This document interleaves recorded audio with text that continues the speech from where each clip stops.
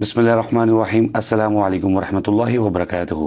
آج میں آپ کے سامنے صحیح بخاری کی 3 حدیث لے کر چھوٹی سی حدیثیں روزے کے حوالے سے لے کر حاضر ہوا ہوں۔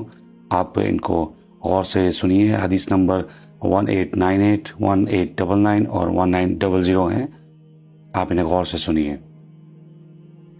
حضرت ابو ہریرہ رضی اللہ عنہ سے روایت ہے، انہوں نے کہا کہ رسول اللہ صلی اللہ علیہ وسلم نے فرمایا، جب رمضان آتا ہے تو آسمان کے دروازے کھول دیے جاتے ہیں۔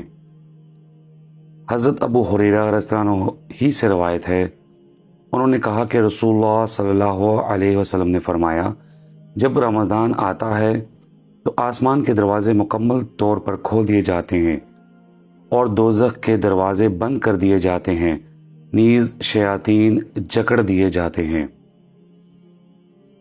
حضرت ابن عمر رضی اللہ عنہ سے روایت ہے، انہوں نے کہا کہ میں نے رسول اللہ صلی اللہ علیہ وسلم کو یہ فرماتے سنا، جب تم رمضان کا چاند دیکھو تو روزہ رکھو، اور جب تم شوال کا چاند دیکھو تو روزہ موقوف کرو، اگر مطلع ابر آلود ہو تو اس کے لیے اندازہ کر لو۔